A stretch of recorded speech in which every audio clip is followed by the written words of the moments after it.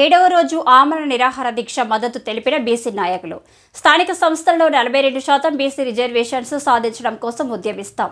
DR Arun Kumar, బేరి రామచంద్ర యాదవ్ మాట్లాడుతూ కామారెడ్డిలో బీసీలకు కాంగ్రెస్ పార్టీ ఇచ్చిన హామీలను అమలు చేయాలని, కులగణన చేపట్టాలని డిమాండ్ చేస్తూ బీసీ ఆజాదీ యూత్ ఫెడరేషన్ అధ్యక్షులు జక్కని సంజయ్ కుమార్, హిందూ బీసీ మహాసభ అధ్యక్షులు బత్తుల సిద్ధేశ్వర ఆమరణ నిరాహార దీక్ష చేపట్టారు.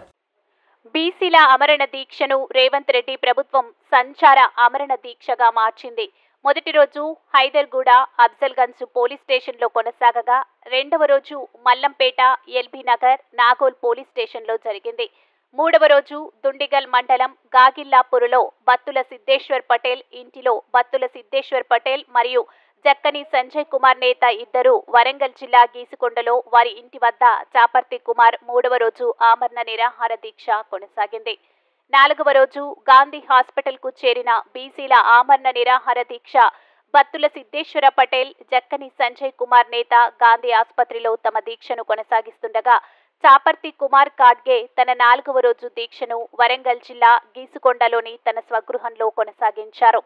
ఐదో రోజు దీక్ష గాంధీ ఆసుపత్రిలో బత్తుల సిద్ధేశ్వర పటేల్, జక్కని సంజయ్ కుమార్ నేత వరంగల్ జిల్లా గీసుకొండలోని తన స్వగృహంలో చాపర్తి కుమార్ కాడ్గే ఆమరణ నిరాహార దీక్షను కొనసాగించారు. మాజీ స్పీకర్ మధుసూదనాచారి, వి హనుమంతరావు, బూర నరసయ్య గౌడ్, రాజారాం యాదవ్, చామకూర రాజు, కేవీ గౌడ్, బొంగు ప్రసాద్, అవ్వారు, వేణు తదితర నాయకులు పరామర్శించారు. వరంగల్లో దీక్ష చేస్తున్న చాపర్తి కుమార్ కాడ్గేను వివిధ సంఘాల, రాజకీయ పార్టీల నాయకులు పరామర్శించారు.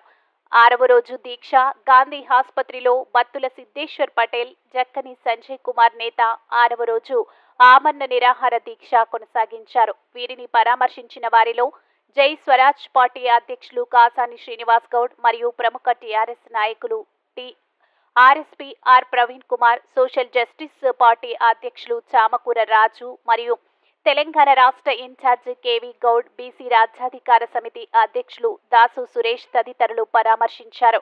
వరంగల్ జిల్లా గీసుకొండలోని తన స్వగృహంలో చాపర్తి కుమార్ కాడ్గే ఆమరణ నిరాహార దీక్షను కొనసాగిస్తుండగా, రాత్రి 8 గంటల ప్రాంతంలో ఆరోగ్యం క్షీణించడంతో స్థానిక పోలీసులు ఎంజీఎం ఆసుపత్రికి తరలించారు. అయినప్పటికీ వీరి ఆమరణ దీక్ష కొనసాగిస్తున్నారు. ఇదిలా ఉండగా రాష్ట్ర వ్యాప్తంగా వివిధ జిల్లాల్లో, మండలాల్లో, గ్రామాల్లో స్వచ్ఛందంగా ప్రజలు వీరికి మద్దతుగా నిరసనలు తెలియజేస్తున్నారు. ఏడవ రోజు దీక్ష గాంధీ ఆసుపత్రిలో బత్తుల సిద్ధేశ్వర పటేల్, జక్కని సంజయ్ కుమార్ నేత వరంగల్లోని ఎంజీఎంలో చాపర్తి కుమారే కాడ్గే ఆమరణ నిరాహార దీక్షను కొనసాగించారు.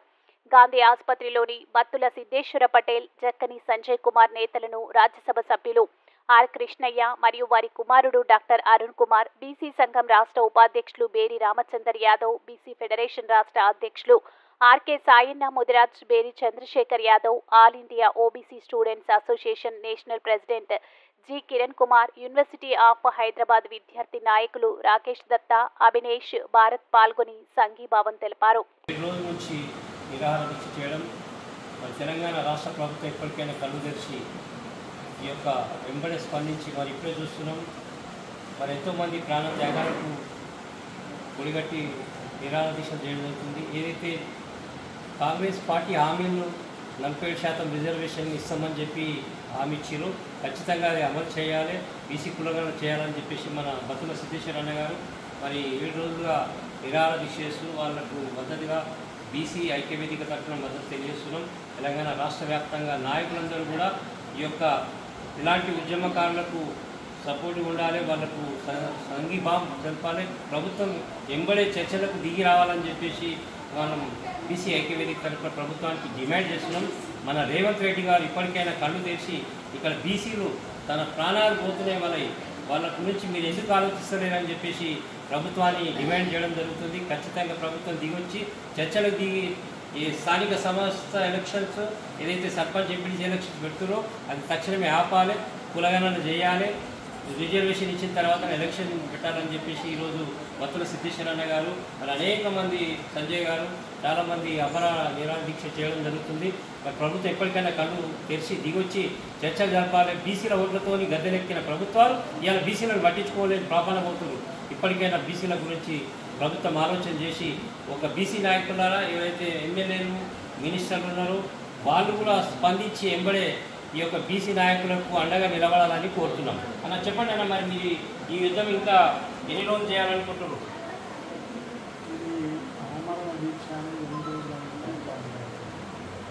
మీ ఆరోగ్యం క్షీణిస్తుంది, అయినా కూడా మీరు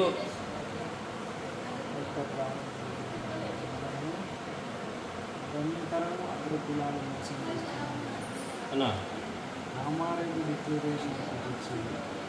ఆ రామారెడ్డి డిక్లరేషన్ అమలు చేయడం ఈ ప్రభుత్వం తప్పించుకోవస్తుంది.